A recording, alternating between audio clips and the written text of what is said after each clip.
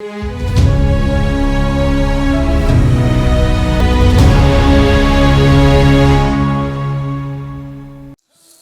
दोस्तों, राजनीति की बातों में आपका स्वागत है। मैं हूं आपका दोस्त धर्मेंद्र कंवारी। पॉलिटिक्स ऑफ चौधर के आज के वीडियो में दोस्तों हम बात करेंगे सोनीपत विधानसभा क्षेत्र के चुनावी इतिहास पर। हालांकि हम हिसार संसदीय क्षेत्र के जो विधानसभा हैं उनकी बातें कर रहे हैं, लेकिन सोनीपत जो विधानसभा क्षेत्र का ये वीडियो है असल में मैं भूल गया था और हमारे एक दर्शक साथी हैं सत्येंद्र यादव जी, उन्होंने याद दिलाया कि सोनीपत लोकसभा के बाद तो सोनीपत विधानसभा का वीडियो आना चाहिए था, जो अभी तक नहीं आया है। इसलिए आज सोनीपत विधानसभा क्षेत्र की कहानी सुनाता हूं दोस्तों। क्यों इस हलके को हम छोड़ें, बहुत अजब हलका है ये।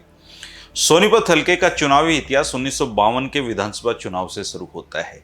इस चुनाव में हरियाणा में जो कांग्रेस थी उसको पौधे से पेड़ में बदलने वाले पंडित श्रीराम शर्मा जी ने सादीराम जी को हराकर वो यहाँ से विधायक बने थे।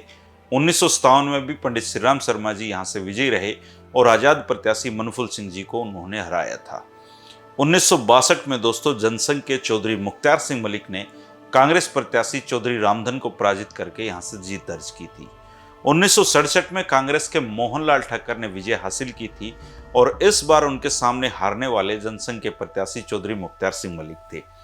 1968 के जो मध्यावधि चुनाव हुए उसमें एक बार फिर से जनसंघ के मुख्तार सिंह मलिक जी कांग्रेस के दीवान सिंह खोसला को हराकर विधानसभा में पहुंचे थे।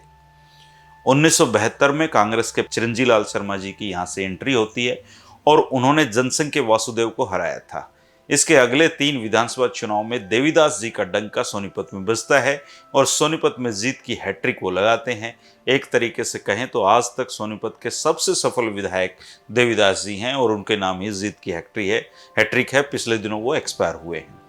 1977 में जनता पार्टी के उम्मीदवार के रूप में देवीदास जी ने कांग्रेसी दिग्गज पंडित चिरंजीव लाल शर्मा को परास्त किया था।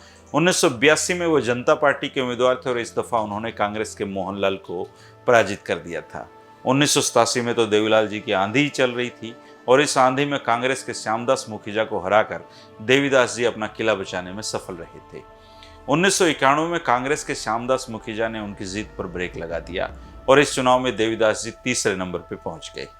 1996 में भाजपा और हॉविपा का गठबंधन था दोस्तों। भाजपा और हॉविपा मिलकर चुनाव लड़ रहे थे और इसके बावजूद यहाँ पर एक अलग तरह के नेता की एंट्री होती है और वो एंट्री थी धन कुबेरू देवराज दीवान जी की। उन्होंने ओम प्रकाश जी को इस चुनाव में हराया था। 2000 में भी देवराज दीवान जी निर्दलीय विधायक बने थे और इस बार देवीदास जी दूसरे नंबर पर रहे थे। 2005 में अनिल ठक्कर कांग्रेस का परचम फहराने में सफल हो गए और उनके सामने राजीव जैन चुनाव हारे थे। वो निर्दलीय ये चुनाव लड़ रहे थे। उनकी किस्मत में तो विधायक बनना शायद नहीं लिखा था, लेकिन उनकी पत्नी चुनावी राजनीति में अच्छी खासी सफल रही हैं। 2009 में भारतीय जनता पार्टी ने राजीव जैन की जो धर्मपत्नी है कविता जैन, उनको अपना टिकट दिया और वह चुनाव जीतकर सोनीपत की पहली महिला विधायक बन गई। उन्होंने अनिल ठक्कर को चुनावी मैदान में हराया था। कविता जैन जी ने 2014 में भी अपना कब्जा कायम रखा और वो मनोहर लाल खट्टर जी की जो सरकार है उसमें महिला एवं बाल विकास मंत्री भी रही। 2019 में यहाँ से कांग्रेस के प्रत्याशी सुरेंद्र पवार ने चमत्कार कर दिया।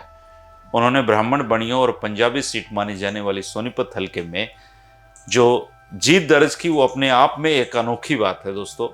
और सारे सियासी समीकरण उन्होंने परे बिठा दिए थे।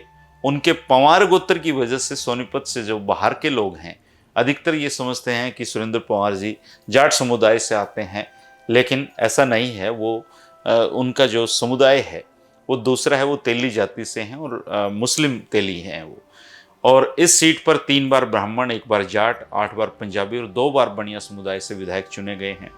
अभी पिछले दिनों हरिभूमि का कवि सम्मेलन था तो उसमें जो कवि हैं हरिओम पवार जी, वो सुरेंद्र पवार जी को बार बार ऐसा समझ रहे थे कि वो उनके सरनेम की वजह से कि पवार साहब तो मेरे अपने भाई हैं। तो ये हरियाणा से बाहर बहुत कम लोगों को सुरेंद्र पवार जी का जो कास्ट है वो पता नहीं है। हालांकि जो जनसेवक होते हैं उनकी कोई जाति नहीं होती, जनसेवा का काम करना होता है। और राजनीति में तो जो कास्ट समीकरण है वो कड़वी सच्चाइयाँ हैं, इसलिए इन पर भी कभी कभी बातें हो जाती हैं। हालांकि अच्छे लोगों को हमें वोट देना चाहिए, वो चाहे किसी भी जाति से हो। जातियों ने जितना नुकसान हमारे देश का किया है शायद दुनिया में ये उदाहरण नहीं मिलेगा, जिनकी वजह से जाति जो हमारे दिलों में जो संकीर्णता धीरे धीरे करके आ रही है उनकी वजह से हम अच्छे लोगों को भी कई बार वोट नहीं देते हैं, और इस वजह से पार्टियों ने अच्छे लोगों को टिकट देना बंद कर दिया है। आप अच्छे लोगों को वोट देना शुरू करें, पार्टियां अच्छे लोगों को टिकट देना शुरू कर देंगी। तो ये थी दोस्तों सोनीपत विधानसभा क्षेत्र की कहानी। सत्येंद्र यादव जी का एक बार फिर से धन्यवाद जो उन्होंने मुझे इस भूले हुए वीडियो को याद दिला दिया। फिर हम बातें करेंगे जो आगे बचे हुए विधानसभा क्षेत्र और लोकसभा क्षेत्र हैं उनकी। ये सीरीज है, लगातार चल रही है दोस्तों। 2024 सामने है।